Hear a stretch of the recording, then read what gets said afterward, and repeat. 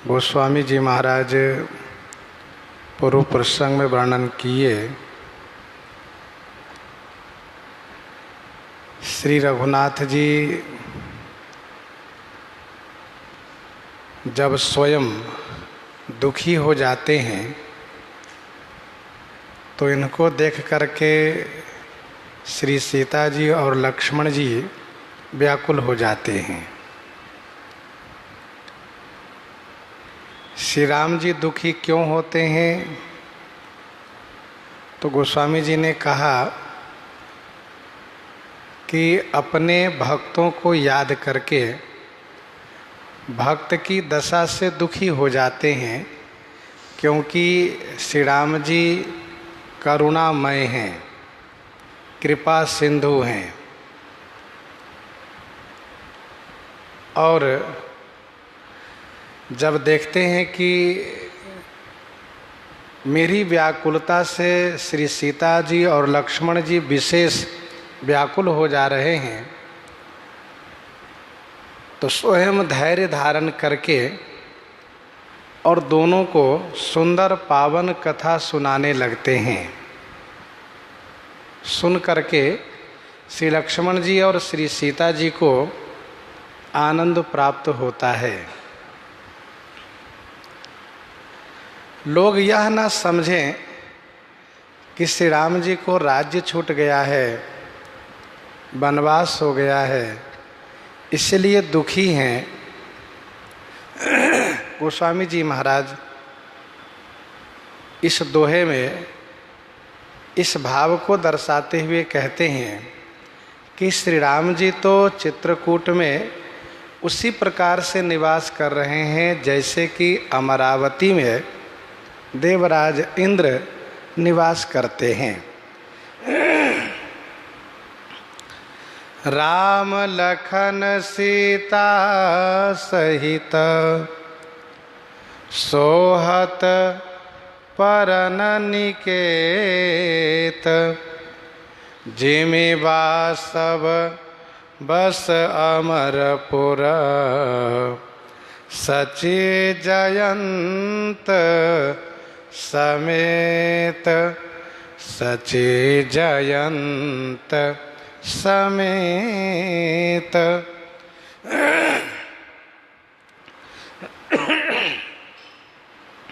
श्री राम जी श्री लक्ष्मण जी और श्री सीता जी के सहित परण निकेत में शोभा को प्राप्त हैं। जिमि माने जैसे, वासव माने इंद्र, सची और जयंत के समेत अमरपुर में निवास करते हुए शोभा को प्राप्त होते हैं।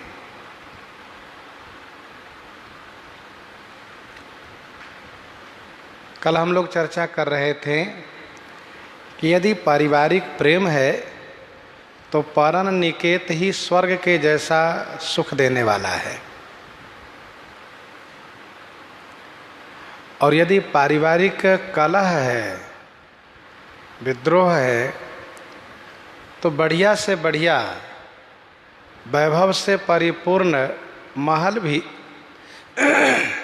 दुख स्वरूप है।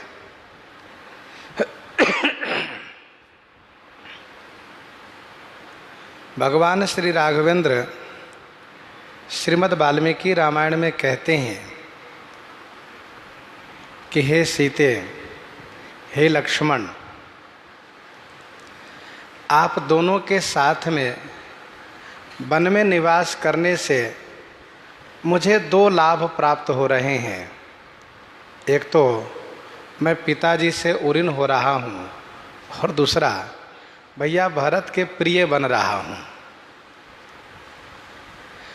और आप दोनों के साथ में रहने से मुझे बरसों वन में रहना पड़े तब भी किसी प्रकार से मुझे कष्टदायी नहीं है।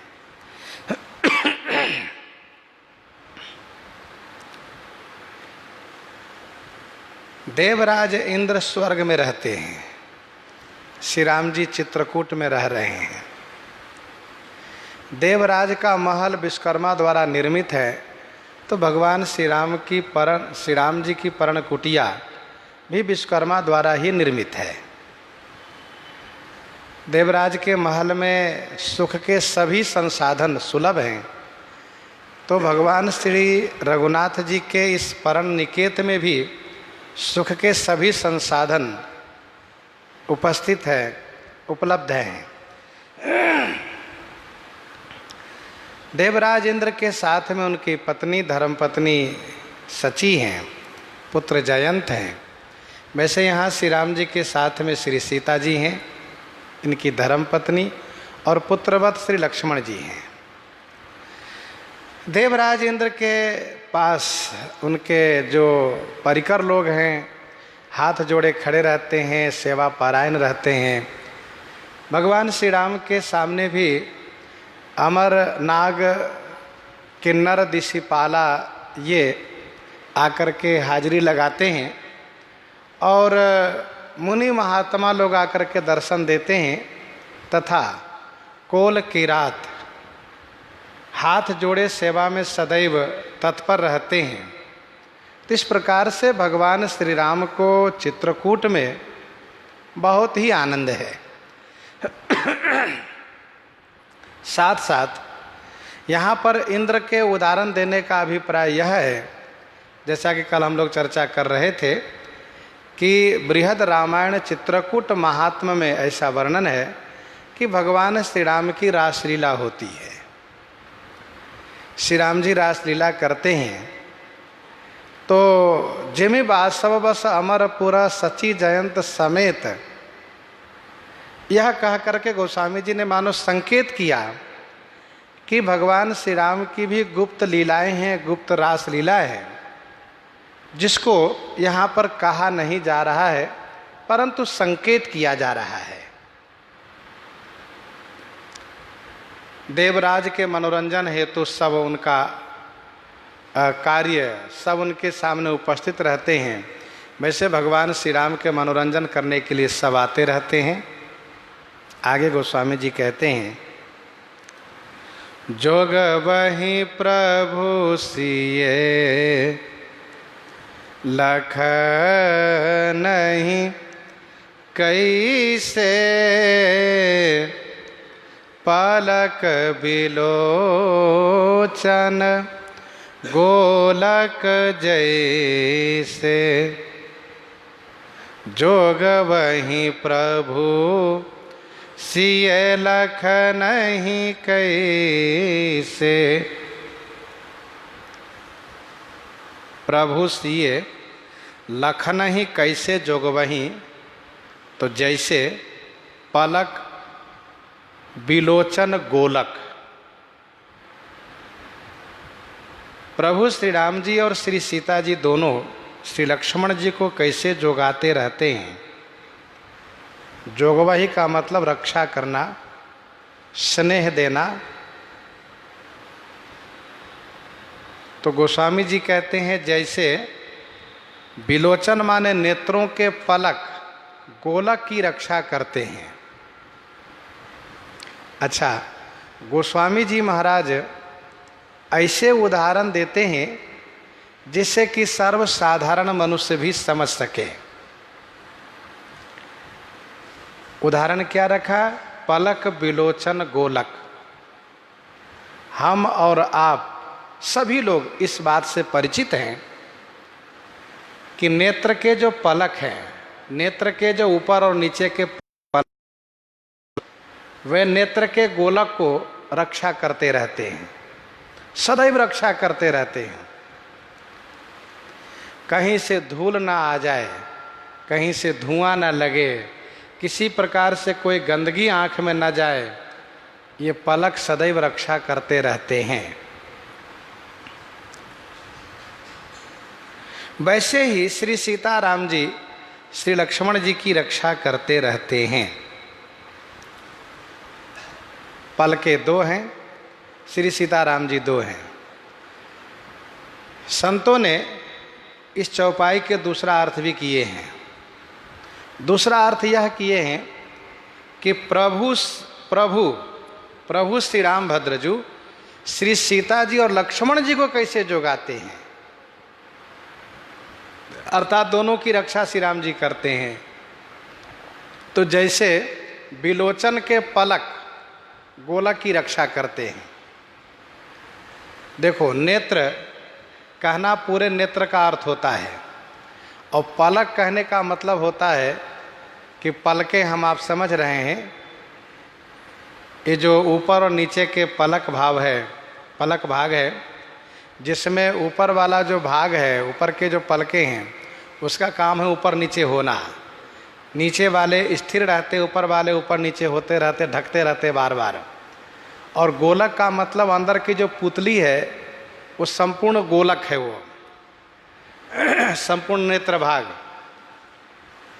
यदि हम बिल्कुल सिर को स्थिर करके रखे हैं और ये दाएं बाएं हमको झांकना है, तो दाएं बाएं ओर की ओर गोलक ही घूमता है, सिर नहीं घुमाना पड़ता है। यदि हम सिर ना घुमावें और हम दाहिनी तरफ देखना चाहें, बाईं तरफ देखना चाहें, तब भी हम देख लेते हैं।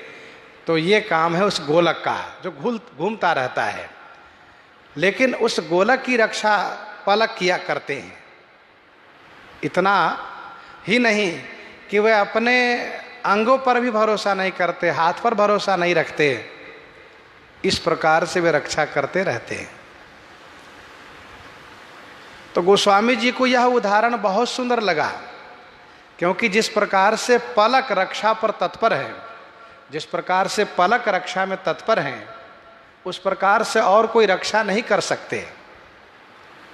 और इसीलिए जब रक्षा की बात आई है मानस जी में, तो यही कहा है कि राखे हो पलक नयन की नाई, बधु लरिकनी पर घर आई, और राखे हो पलक नयन की नाई।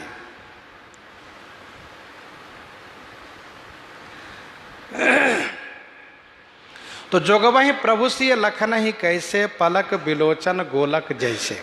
तो पहला अर्थ में है कि श्री सीताराम जी श्री लक्ष्मण जी की रक्षा करते हैं, और दूसरे अर्थ में है कि श्री राम जी श्री लक्ष्मण जी और श्री सीता जी दोनों की रक्षा करते हैं। ये अर्थ है दूसरा।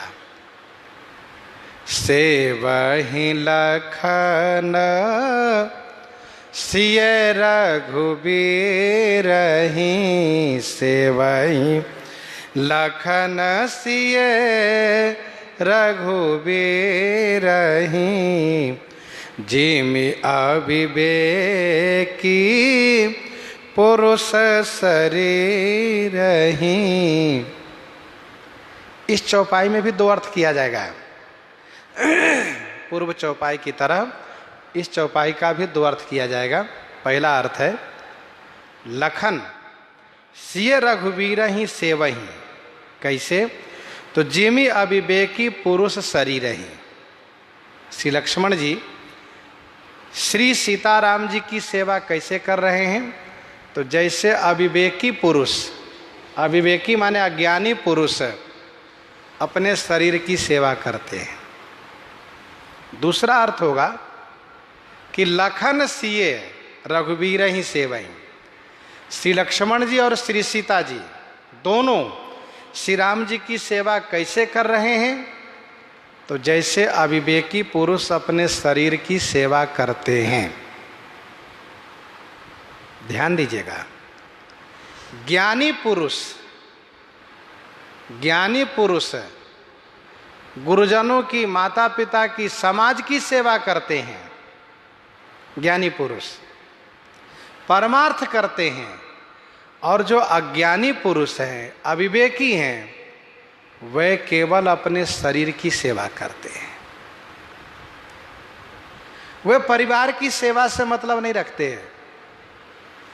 उनको केवल अपना शरीर हृष्ट पुष्ट दिखना चाहिए, और अपना ही खान पान पहनाव अच्छा होना चाहिए। औरों को हो या न हो, उससे उन्हें कोई मतलब नहीं रहता है। ये अविवेकी पुरुष का पहचान होता है। कुछ ऐसे अविवेकी पुरुष के बारे में सुना भी जाता है कि वे अपने बच्चों को, पत्नी को, माँ बाप को भी खाने पीने पर उतना ध्यान नहीं रखते जितना कि अपने खान पान पर ध्यान रखते हैं। उनको अपने लिए पर्याप्त खान पान होना चाहिए, बढ़िया से बढ़िया होना चाहिए। ये अज्ञानता है, अज्ञानता है ये। तो अज्ञानी लोग अपने शरीर की सेवा जैसे करते हैं, सुबह से शाम तक, शाम से सुबह तक शरीर के ही चिंतन करते हैं, क्या खाएं, कैसे खाएं कि हम मोटे ताजे रहें, किसी प्रकार से हम कमज़ोर ना हो पावें, बार बार शरीर को ही देख रेख करना। लेकिन उस अज्ञानी पुरुष को ये नहीं पता है कि परिवर्तनशील संसार है, जिस प्रकार से जो वस्तु बढ़ती है, जो चीज़ें बढ़ती है उसका क्षय भी होता है, वैसे ही शरीर जब बढ़ा है तो एक दिन उसका भी क्षय होगा। ये उसको पता नहीं है।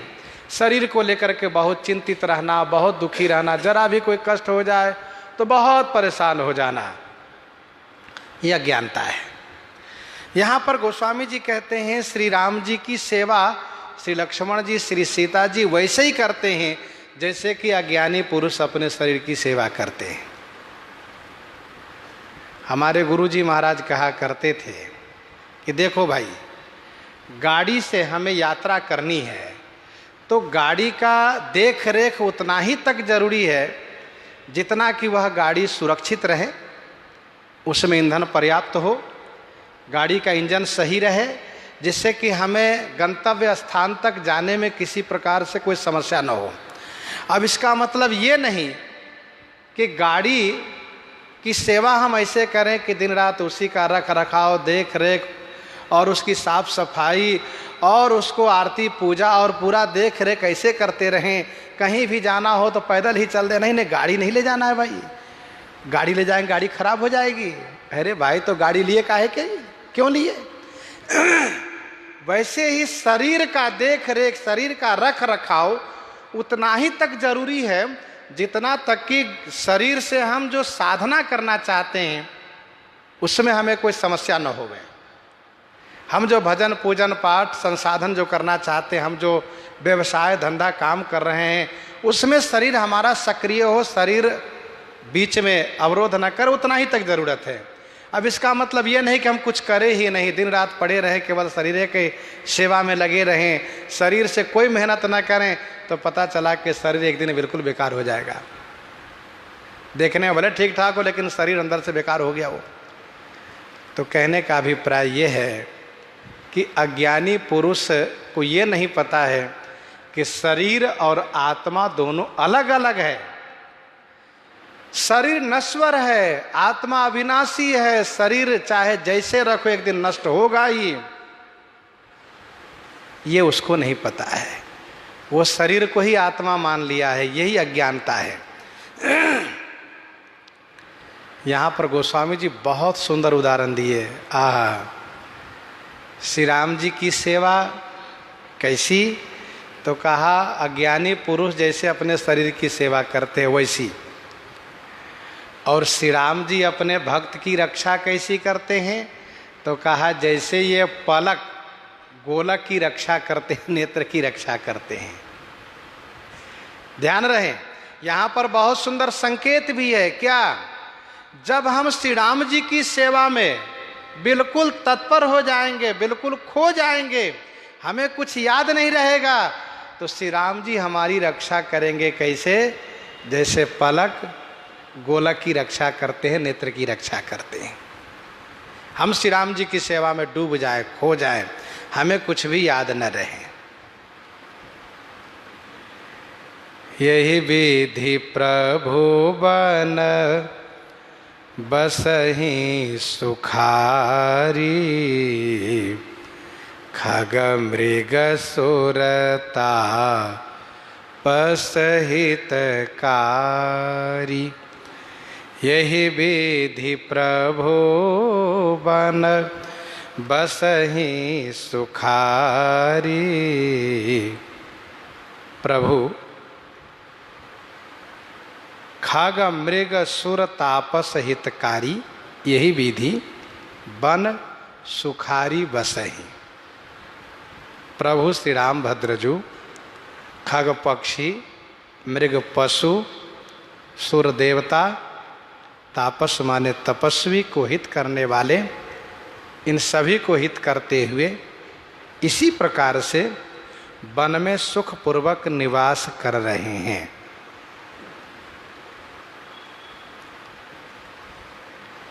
यही विधि, यही विधि, जेही विधि उस पंक्ति से हम लोगों ने श्रवण किया है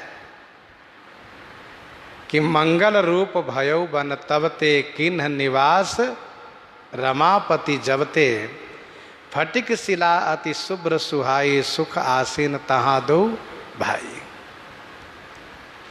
तो मंगल रूप भयो बन तबते किन्ह निवास रमापति जबते, इस चौपाई से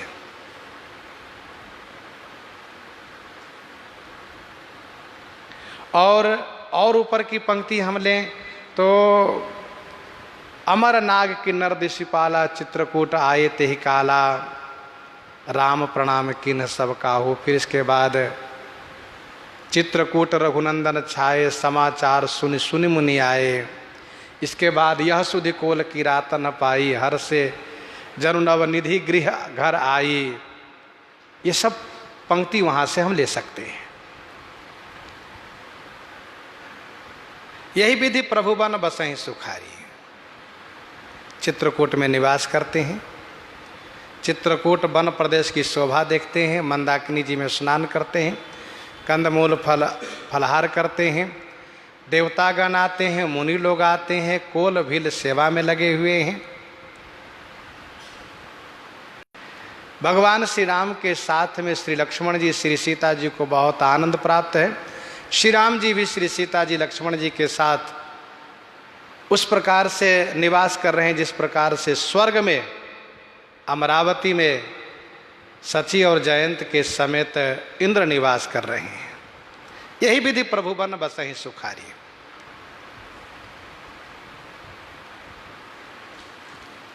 सुखपूर्वक निवास कर रहे हैं, कोई दुख नहीं, कोई कष्ट नहीं। खाग मृग को दर्शन दे करके कृतार्थ कर रहे हैं। खाग मृग को दर्शन दे करके कृतार्थ कर रहे हैं। देवता को यज्ञ भाग मिलने लगा है। अब देवताओं को यज्ञ भाग मिलने लगा है। इसमें देवताओं का हित है। तपस्वी लोग, ऋषि लोग, साधक लोग साधना करने लगे हैं निश्चिंत होकर के। इसमें तपस्वियों का हित है। तो भगवान श्री राम सबको हित करने के लिए वन में आए हुए हैं और सबको हित कर रहे हैं। गोस्वामी श्री तुलसीदास जी महाराज इस प्रसंग को समेटते हुए और हम यूँ कहें कि इस प्रसंग को सिंहावलोकन के द्वारा देखते हुए पीछे हट रहे हैं। अब अर्थात पीछे की बात कहना चाहते हैं। गोस्वामी श्री तुलसीदास जी महाराज भगवान श्री राम जी जब गंगा पार होकर के चले हैं तो श्री राम जी चित्रकूट में जब तक पहुंच नहीं गए, वहाँ जब तक निवास नहीं किए, तब तक गोस्वामी जी इस प्रसंग को प्रस्तुत किए हैं। अब श्री राम जी चित्रकूट में बढ़िया से सुखपूर्वक निवास कर रहे हैं। तब चित्रकूट के उस दिव्य दृश्य को अवलोकन करते हुए, उस दिव्य झांकी को देखते हुए गोस्वामी जी महाराज पीछे आ रहे हैं फिर से गंगा तट पर। कहेउ राम बन गव न सुहावा, कहेउ राम बन गव न सुहावा, सुनहु सुमंत्र अवध जिमियावा। सुहावा राम बन गवन कहेउ माने मैंने कहा। अब सुमंत्र जिमि अवध आवा सुनहु। सुंदर श्री राम वनवास की कथा मैंने कही। अब सुमंत्र जी जिस प्रकार से अयोध्या जी आए हैं वह कथा मैं सुना रहा हूं। कहें राम बन गवन सुहावा। सिंहावलोकन एक न्याय है, एक रीति है। सिंह पीछे जब हटता है, कब? जब देख लेता है कि यहाँ हम आगे सफल नहीं हो सकते मोर्चा पर, तो वह मुड़ करके नहीं भागता है, वह सामने देखता हुआ पीछे हटता है। इसी को सिंहावलोकन कहते हैं।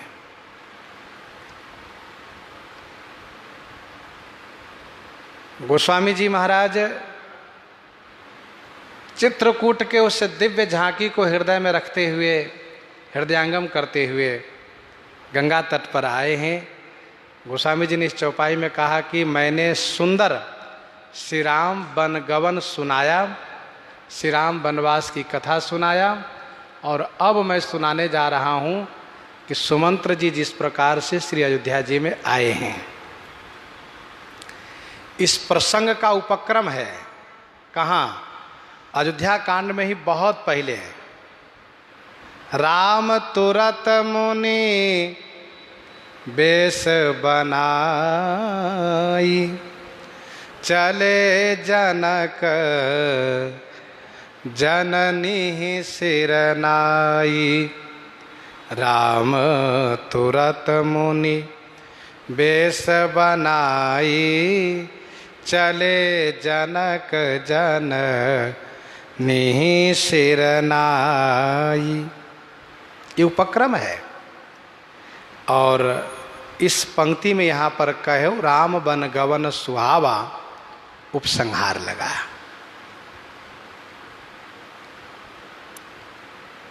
अब प्रश्न ये उठता है कि गोस्वामी जी एक चौपाई यह कहते हैं कि राम गवन वन अनरथ मूला। राम गवन वन अनरथ मूला। और गोस्वामी जी महाराज इस पंक्ति को यहाँ पर कह रहे हैं कि कहो राम वन गवन सुहावा।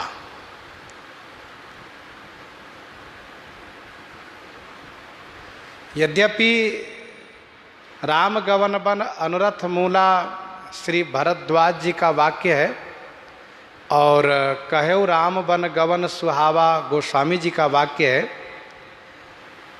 परंतु हम अर्थ पर यदि ध्यान दें तो वह चौपाई कह रही है कि श्री राम जी का वनवास होना ये तो अनर्थ का जड़ है,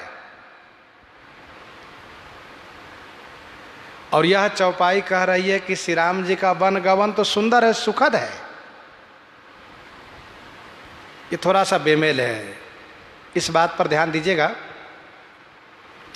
दोनों चौपाई अपनी अपनी जगह है, प्रसंगोचित है, उपयुक्त है, और कहीं कोई अर्थ इसका गलत नहीं है, सही अर्थ है।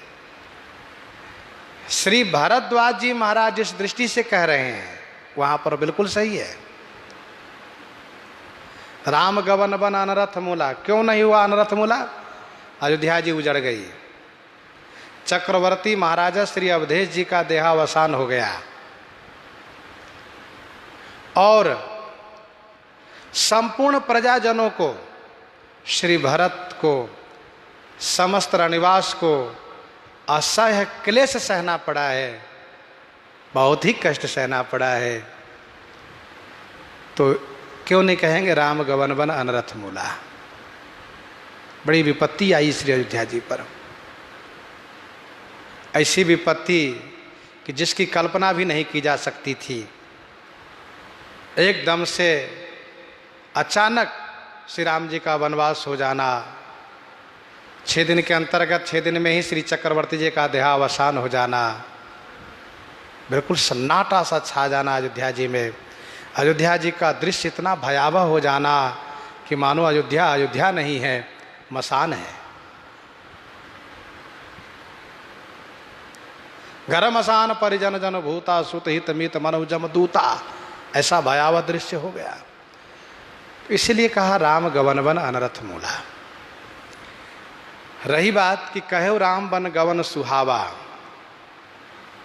यह इसलिए सुंदर गोस्वामी जी ने कहा क्योंकि जिनको वनवास हुआ है, जो बन जा रहे हैं, उनको वनवास होने पर मुख मलिन नहीं हुआ।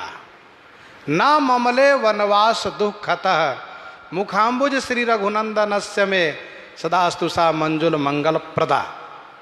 तो ना ममले वनवास दुखतः, जिनको वनगमन हुआ है उनको कोई दुख नहीं है, उनको प्रसन्नता है, उनको खुशी है।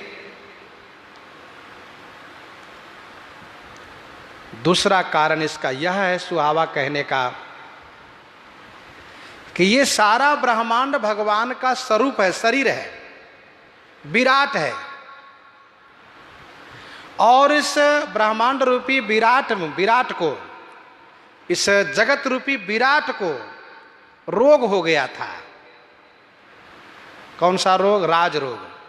रावण ही राज रोग के समान हो गया था, जिसका उपचार होना बहुत आवश्यक था। उस रोग के कारण सारा संसार बहुत पीड़ित था, सारा ब्रह्मांड दुखी था। चाहे वो स्वर्ग में रहने वाले हो, चाहे भूलोक में रहने वाले हो, चाहे पाताल में रहने वाले हो, सबको असह्य कष्ट हुआ है। तो ये रावण रूपी राज रोग को अंत करना, रावण रूपी राज रोग को समाप्त करना, यह इस वनवास का उद्देश्य है। यह इस वनवास का उद्देश्य है। इसलिए कहा कहो राम वन गवन सुहावा। सुंदर है यह।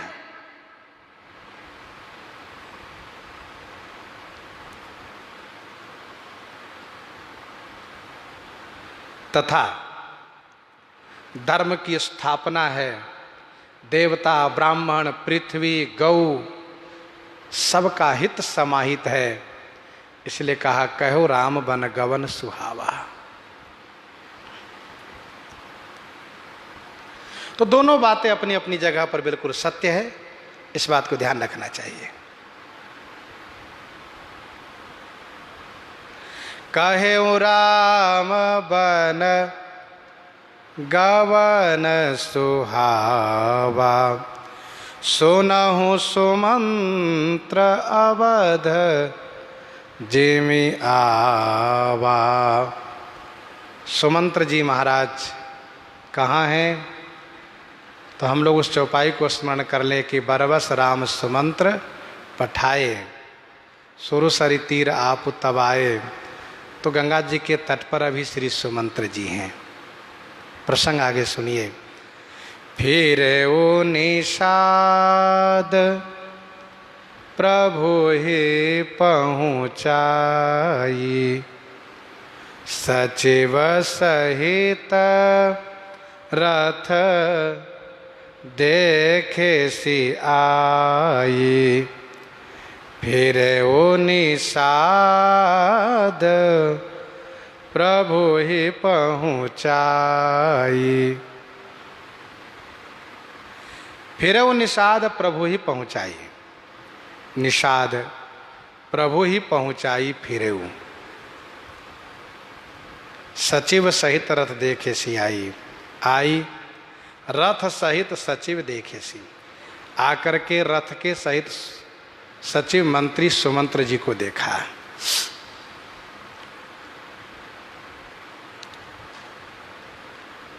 फिर वो निषाद प्रभु ही पहुँचाई। गंगा पार होने के बाद श्री राम जी केवट को भक्ति का वरदान देकर के विदा किए।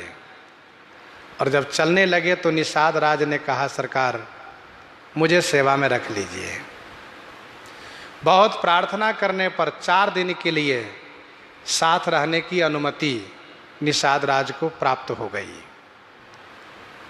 निषाद राज को लेकर के श्री राम जी आगे बढ़े हैं।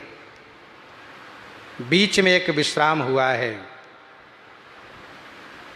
बट वृक्ष की छाया में। दूसरी रात विश्राम तीर्थराज प्रयाग में हुआ है।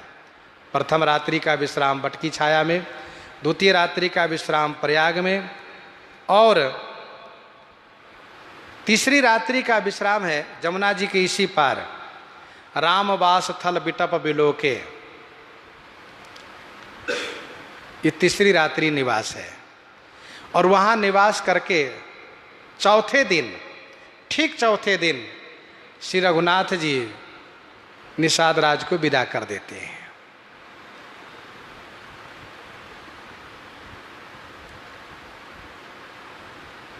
यमुना पार होकर के निषाद राज को विदा कर देते हैं। तब रघुवीर अनेक विधि सखहि सिखावन दिन, राम रजाए सुशीष धरी भवन गवन ते ही किन है।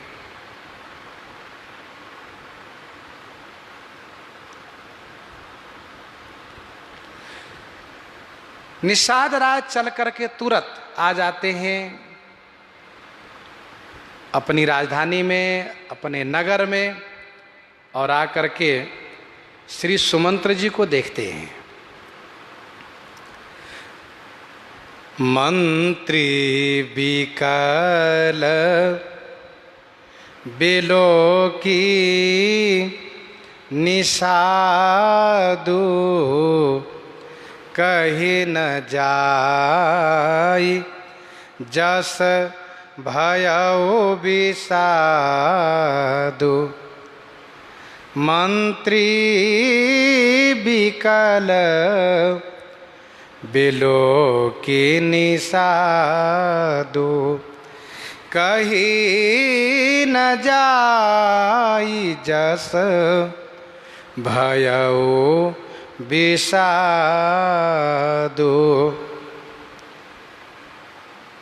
निषाद ने मंत्री को व्याकुल देखा तो विषादु भयउ, कहीं न जाई जस भयउ विषादु। जैसा विषाद निषाद को हुआ है वह कहा नहीं जा सकता। मंत्री बिकल बिलोकी निषादु। निषाद राज ने देखा मंत्री सुमंत्र जी अतिशय व्याकुल हैं। निषाद राज बड़े दुखी हो गए इनकी दशा देख करके।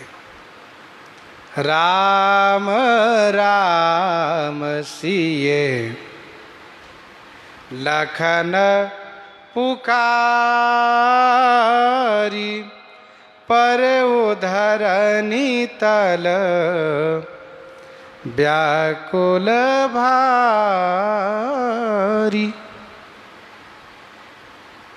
राम राम सिए लखन पुकारी, पुकार करते हुए धरणी तल पर भारी व्याकुल पड़े। धरणी तल माने पृथ्वी तल पर भारी व्याकुल होकर पड़े हैं मंत्री जी। राम राम सिए लखन पुकारी। पहला अर्थ तो यही है कि हे राम, हे राम, हे सीते, सियाजू, हे लक्ष्मण जी, हे लखनलाल जी, इस प्रकार से पुकार करते हुए भारी व्याकुलता के साथ पृथ्वी तल पर पड़े हुए हैं। दूसरा अर्थ यह है कि जब सुमंत्र जी ने निषाद राज को खाली लौटे हुए देखा, सुमंत्र जी ने जब निषाद राज को खाली लौटते हुए देखा, खाली आए हुए देखा, तो राम राम सिए लखन पुकारी, परेव धरणी तल व्याकुल भारी। राम राम सिए लखन पुकार करते हुए भारी व्याकुलता के साथ पृथ्वी तल पर गिर पड़े। दूसरे अर्थ के भावार्थ में यह संतों ने कहा है कि श्री सुमंत्र जी ने चाहा कि मैं श्री सीता जी को महाराजा श्री चक्रवर्ती जी के संदेश के अनुसार बन के भयावह दृश्य को वर्णन करूं, परंतु मौका मिला नहीं क्योंकि रथ पर बैठा करके श्रृंगवेरपुर आ गए। तमसा तट से सीधे श्रृंगवेरपुर रातों रात चल करके आ गए श्रृंगवेरपुर। श्री सुमंत्र जी ने जब श्री सीता जी को लौटाने के लिए प्रयास किया तो श्री सीता जी लौटने के पक्ष में नहीं हुई और श्री सीता जी भी संदेश कही हैं और यह बताई कि वन में मुझे किसी प्रकार से कोई कष्ट नहीं है।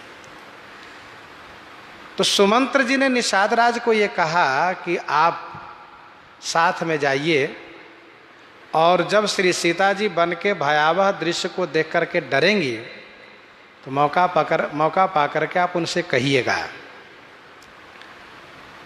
और उन्हें लौटाने का भरपूर प्रयास कीजिएगा, क्योंकि श्री चक्रवर्ती जी का ये आखिरी इच्छा है।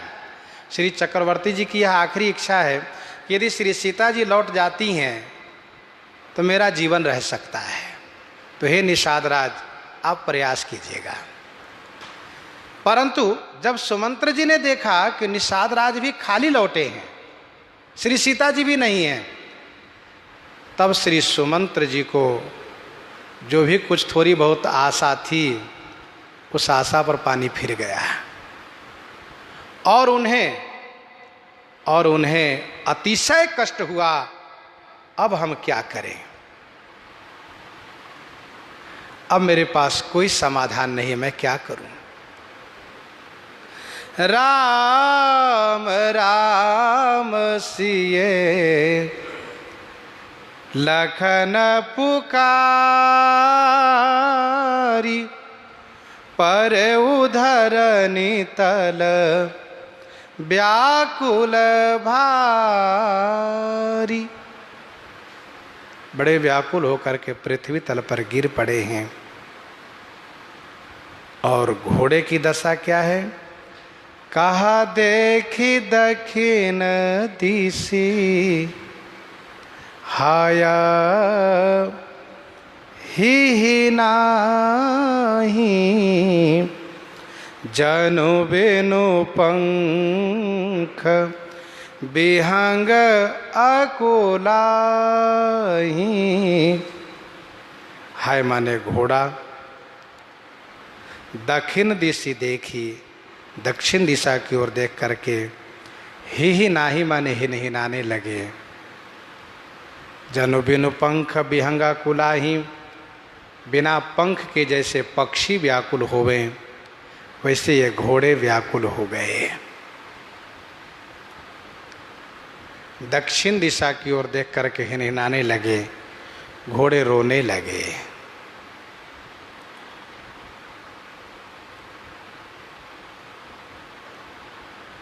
दक्षिण दिशा की ओर ही श्री राम जी गए हैं, इसीलिए दक्षिण दिशा की ओर घोड़ा देख रहा है। दूसरा भाव, दक्षिण दिशा में जमपुरी है, घोड़ा जमपुरी की ओर देख रहा है। जमराज आ जाओ, आप मुझे लिए चलो, मैं जीना नहीं चाहता।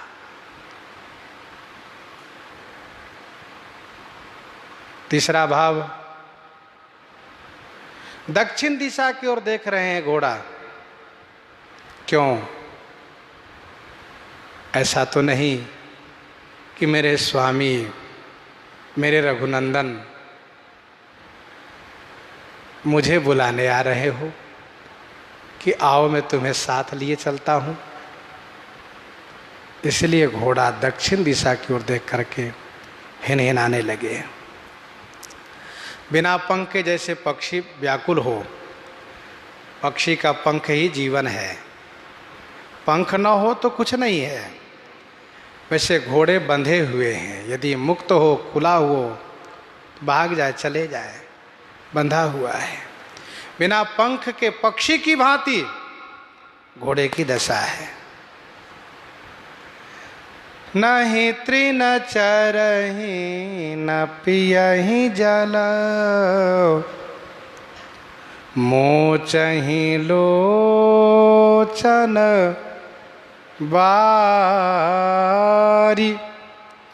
व्याकुल भये निषाद सब, रघुबर बाजी निहारी। नहीं तृण चरहि न पियहि जल मोचहि लोचन बारी। नहीं तृण चरहि न पियहि जल मोचहि लोचन बारी।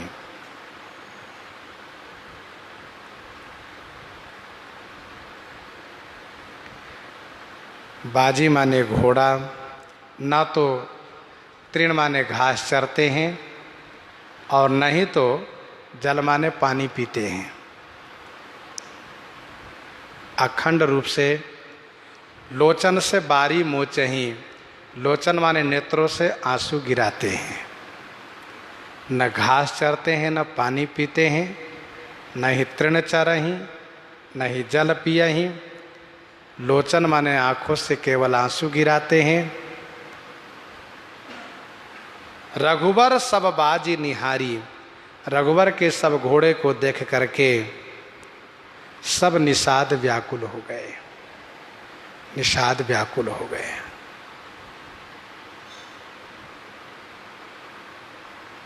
गोस्वामी जी पहले भी कह चुके हैं, जासु वियोग विकल पशु ऐसे।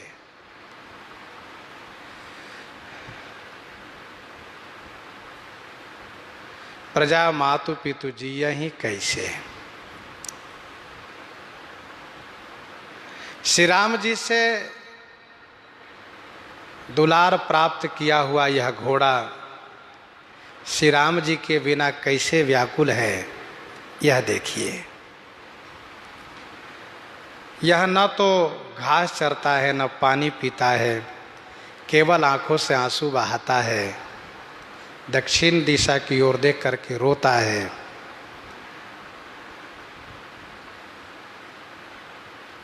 श्री राम के घोड़े की दशा देख करके निषाद बड़े दुखी हो गए। इनको हम कैसे समझाएंगे। गीतावली अयोध्या कांड 87 पद में माता कौशल्या जी कहती हैं, आली हाँ इन्हें ही बुझावो कैसे। आली हाँ इन्हें ही बुझावो कैसे, कैसे समझावे इनको। मनुष्य हो तो समझावे, इनको कैसे समझावे। और वहीं पर 86 पद में श्री कौशल्या जी ने तो बहुत सुंदर बातें कही। राघो एक बार फिर आवो, हे राघव मेरे लिए ना सही, अपने कुटुंबियों के लिए ना सही, प्रजाजनों के लिए ना सही, लेकिन इस घोड़े के लिए एक बार आ जाओ आप। राघो एक बार फिर आवो, एक बार लौट आओ बेटा। ए बरबाज बिलो की आपने बहुरो बन ही सिधावो। फिर चले जाना, मैं नहीं रोकूंगी तुम्हें। जे पै प्याई पोखी कर पंकज बार बार चुचुकारे। जे पै प्याई पोखी कर पंकज बार बार पुचकारे। क्यों जी यही मेरे राम लाडले ते अब निपट विसारे। और राम ऐसा नहीं कि तुम्हारे बिना इनका सार संभाल नहीं हो रहा, सो नहीं। भरत सौगुनी सार करत है अति प्रिय जानी तुम्हारे। तदपि दिन ही दिन होत झांवरे मनहु कमल हिम मारे। माने कहा, सुनहु पथिक जो राम मिलहि वन, कहियहु मातु संदेशो। तुलसी मोहि और सब हिनते इनको अधिक अंदेशो। मुझे इनके लिए बड़ी चिंता है। तो नहीं तृण चरहि न पियहि जल, मोचहि लोचन बारी। व्याकुल भय निषाद सब रघुवर बाज निहारी।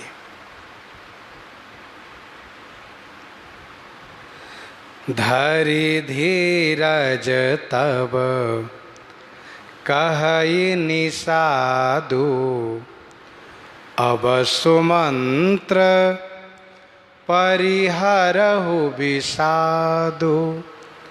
धरि धीरज तब कहई निषादु। निषादु धरि धीरज तब कहे। निषाद राज धैर्य धारण करके तब कहने लगे, सुमंत्र जी अब विषादु परिहरो। सुमंत्र जी, अब आप विषाद छोड़ दीजिए।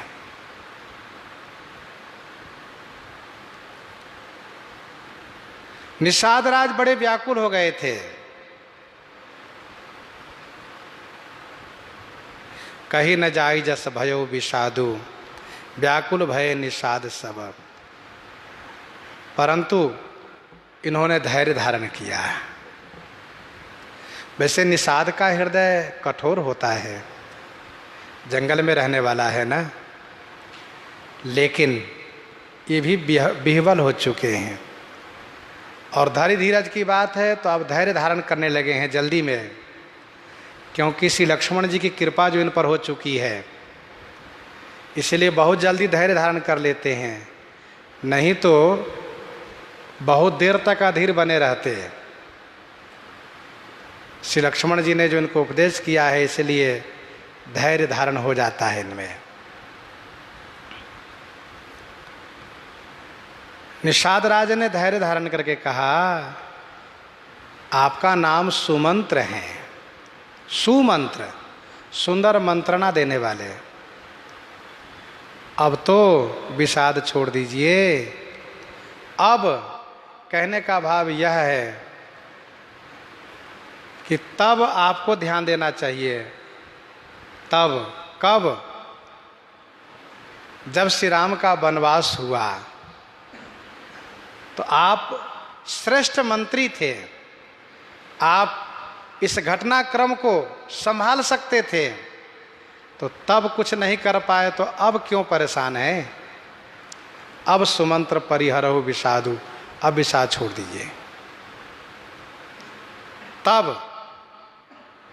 तब जब चूक गए तो अब अधीर होने से क्या लाभ? अब तो आपको अयोध्या जी जाना चाहिए। अब आपको संदेश देना चाहिए। अब आप यहाँ पर रहें, ये ठीक नहीं है। आप धैर्य धारण कीजिए। अब कहने का और भाव यह भी है, अब का मतलब यह है कि तब आपको सोचना चाहिए था कि श्री राम जी पिताजी की आज्ञा से वन यात्रा किए हैं, वन को चले हैं, तो क्या आपके लौटाने से लौट जाएंगे? तब सोचना चाहिए था। जो श्री राम जी धर्म धुरंधर हैं, जो श्री राम जी धर्म पथ से कभी विचलित नहीं होने वाले हैं, पीछे नहीं हटने वाले हैं, तो तब आपको सोचना चाहिए था। आपको आना ही नहीं चाहिए था वन में। रथ पर बैठाकर लाना नहीं चाहिए था। तब तो आप चल दिए। और यदि निषाद राज घटनाक्रम को लेकर के पूरी बात कहें तो सुमंत्र जी पर थोड़ा थोड़ा निषाद राज आक्षेप भी कर रहे हैं कि तब आपको श्री राम जी को उसको भवन में ले ही नहीं जाना चाहिए था। आपके पास अधिकार था, आप श्री राम का अभिषेक करवाते, बाद में महाराज से मिलवाते। तब जब श्री राम वन को चले हैं तो रथ लेकर आपको आना नहीं चाहिए था। तब जब तमसा तट पर लोग साथ में आए थे तो आपको श्री राम जी को लेकर के रातों रात चलना ही नहीं चाहिए था। ये सब मानो एक प्रकार से इसी शब्द में बड़ा संकेत है। सुमंत्र जी को ये सब समझ में आ रहा है। अब सुमंत्र परिहरहु विषादु। अब कहने से सुमंत्र जी सब बात समझ रहे हैं, ऐसा नहीं कि नहीं समझ रहे अब, लेकिन कर क्या सकते हैं? हरि इच्छा भावी बलवाना। सुमंत्र जी कोई सामान्य पंडित नहीं है, असाधारण पंडित हैं, बहुत बड़े विद्वान हैं। और इतना ही नहीं, सुमंत्र जी को श्री राम जी के चरित्र का, भविष्य का ज्ञान है। लेकिन इस बात को भी सुमंत्र जी को तब बोध नहीं था कि राम की न चाहई सोई होई। अब बात समझ में आ रही है कि मुझसे जो कराना था वो श्री राम जी करवाए। क्यों न विषाद हो, क्यों न अतिशय दुख हो सुमंत्र जी को, जो बड़ी आशा से तमसा तट से श्री राम जी को लेकर के चले थे कि मैं घुमा कर ले आऊँगा, प्रजाजनों के प्रिय बन जाऊँगा, महाराज के प्रिय बन जाऊँगा। अब इनको समझ में आ रहा है कि नहीं, ये सब कुछ नहीं होना है। अब तो मैं किस मुख को लेकर के अयोध्या जी जाऊं, मैं कैसे अयोध्या जी जाऊंगा। और श्री सुमंत्र जी को वह दृश्य अभी ही नेत्र के सामने नृत्य करता हुआ दिख रहा है।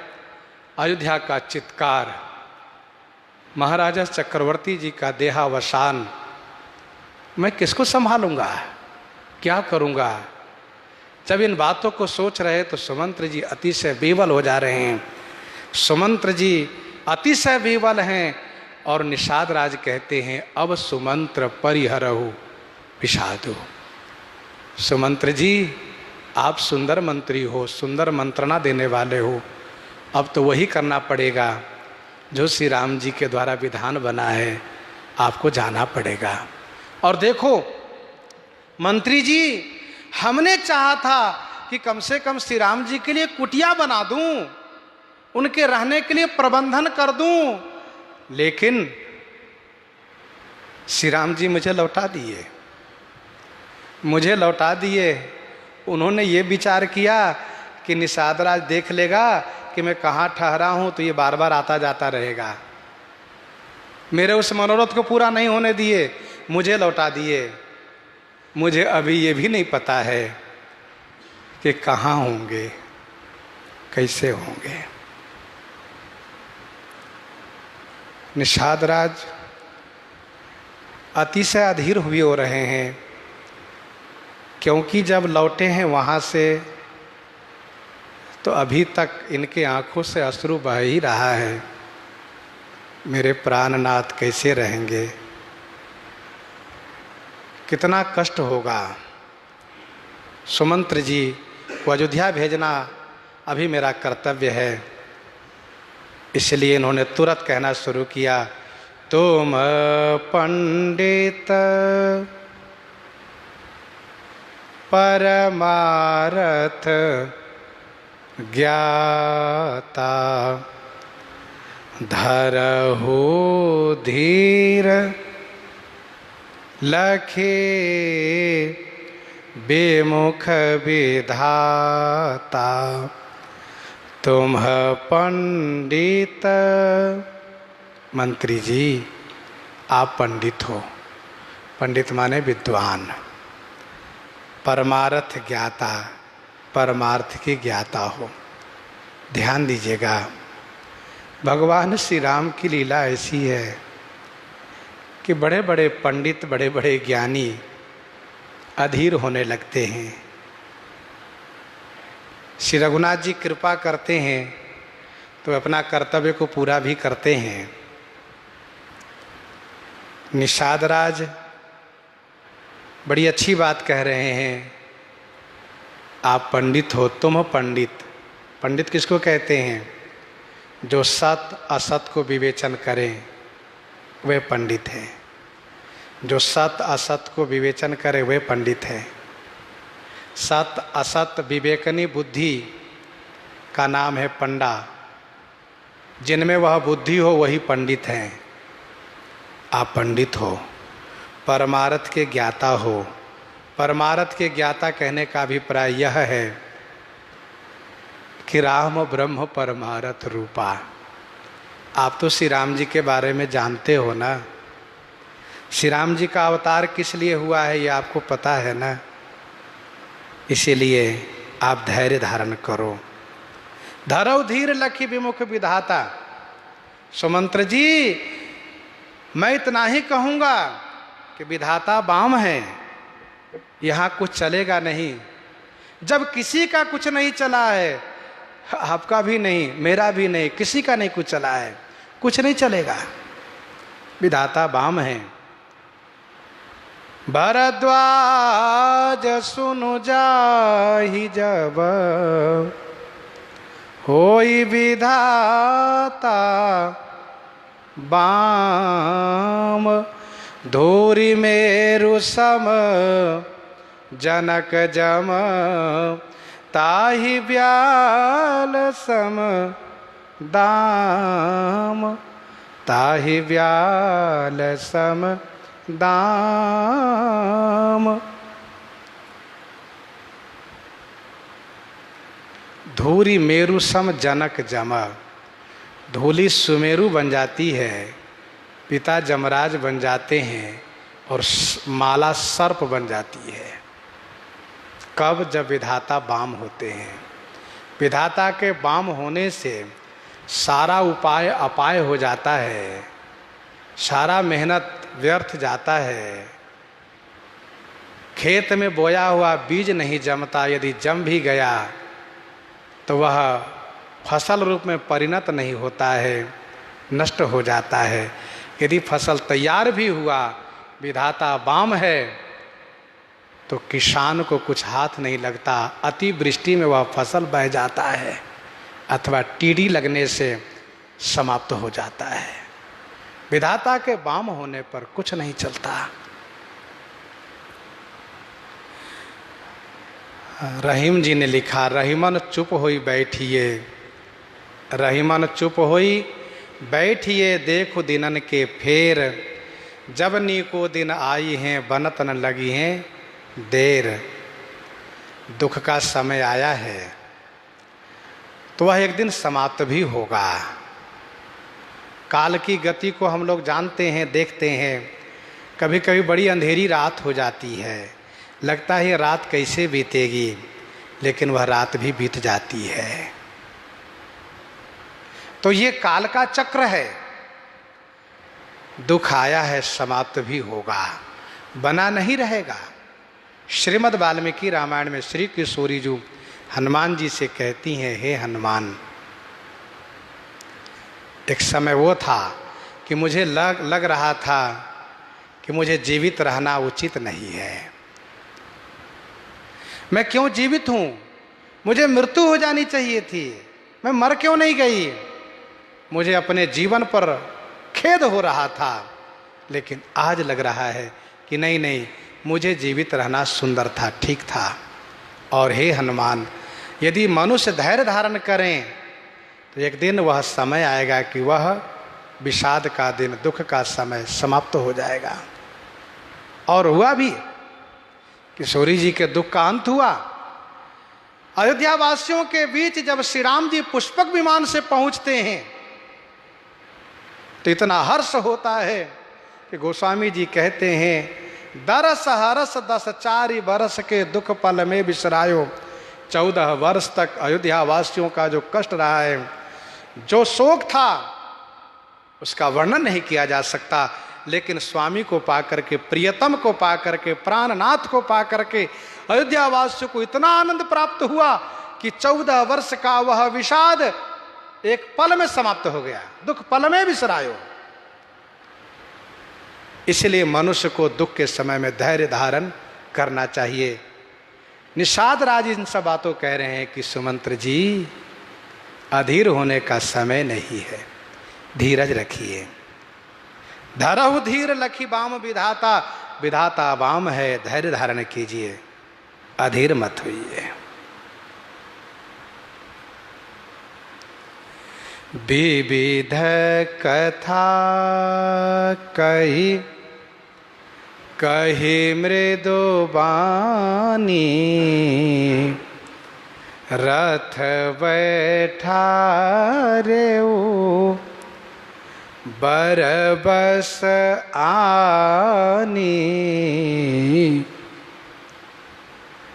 आज निषाद राज सुमंत्र जी को समझा रहे हैं, ध्यान दीजिएगा। विषाद के घड़ी में एक दूसरे को समझाने की परिपाटी है। आगे हम सुनेंगे श्री सुमंत्र जी श्री चक्रवर्ती जी को समझाने का प्रयास करेंगे। निषाद राज को श्री लक्ष्मण जी समझा रहे थे। तो ये परिपाटी है, ये रीति है कि दुख के समय में एक दूसरे को समझाया जाता है, धैर्य बंधाया जाता है, अधीरता तो आती ही है। विविध कथा कही कही मृदुबानी, मृदुबानी माने कोमल वाणी से विविध कथा कही कही, अनेक कथा कह कह करके बरबस आनी रथ बैठा रे। बरबस माने जबरदस्ती ला करके रथ पर बैठा दिए। निषाद राज हैं मजबूत, जंगल के राजा हैं, उठाए गोदी में सुमंत्र जी को और ला करके रथ पर बैठा दिए। आइए बैठिए। सुमंत्र जी कहाँ थे जो इनको ला करके रथ पर बैठाना पड़ा? आप सुमंत्र जी के वाक्य से समझ लीजिए। सुमंत्र जी ने कहा, रघुकुल तिलक चले वो यही भांति, देखे उठाढ़ कुलिस धरी छाती। यद्यपि श्री राम जी जबरदस्ती लौटा दिए थे, फिर भी सुमंत्र जी कुछ दूर आगे बढ़ करके और वहीं से खड़े देखते रह गए। श्री राम जी नौका से पार हुए, ये भी देखा उन्होंने। और फिर इसके बाद गंगा उस पार होने के बाद जब चलने लगे हैं तब भी देखा है, रघुकुल तिलक चले यही भांति, देख उठाड़ कुलिस धरी छाती। तो सुमंत्र जी देखते रह गए जब तक श्री राम जी दिखाई दिए। दिखाई देना बंद हुआ, निषाद राज साथ में जा रहे हैं। मन में थोड़ी सी आशा हुई कि श्री निषाद राज श्री सीता जी को लौटा लाएंगे। फिर भी सुमंत्र जी वहीं बैठ गए, व्याकुल होकर के वहीं लेट गए, वहाँ से हटे नहीं, वहीं पर अब तक 4 दिन से पड़े हुए हैं। निषाद राज अनेक प्रकार से समझा बुझा करके उन्हें ला करके रथ पर बैठाए, परंतु स्थिति ये है कि सुमंत्र जी रथ चला नहीं सकते, रथ हाँक नहीं सकते, क्योंकि बिल्कुल स्तब्ध है। गोदी में उठा के लाकर रथ पर बैठा तो दिए, न रथ की डोरी संभाल रहे हैं, न उनका पाँव सही जगह है, न हाथ सही है। बैठा दिए, मूर्ति की तरह बैठे, जड़वत है, स्तब्ध है, अस्त व्यस्त हैं, कुछ करते नहीं बन पा रहा है। श्री निषाद राज ने देखा कि घोड़े की ओर का ये भी नहीं चल रहे हैं, लड़खड़ा रहे हैं, ये तो जाने का नाम ही नहीं ले रहे हैं। निषाद राज ने सोचा अब क्या करें, रथ पर तो हमने सुमंत्र जी को बैठा दिया, लेकिन रथ तो चला नहीं सकते, अब क्या करें। तब इनकी बुद्धि में यह बात आई है, इनके बुद्धि में यह बात आई है कि इनके साथ सेवक भेजना पड़ेगा। और निषाद राज तत्क्षण 4 सेवक को तैयार किए हैं और कहा, सुनो, अयोध्या जी पहुंचा कर आना, संभाल पूर्वक जाना, घोड़े को भी संभालना, सुमंत्र जी को भी संभालना, और पकड़ करके जैसे बने वहाँ पहुँचा कर आना। तो निषाद राज अपनी बुद्धि से ठाकुर जी की प्रेरणा से व्यवस्था कर रहे हैं, भेज रहे हैं। प्रसंग को हम आप यहीं पर हृदयांगम करते हैं। आइए श्रवण करते हैं श्री विनय पत्रिका।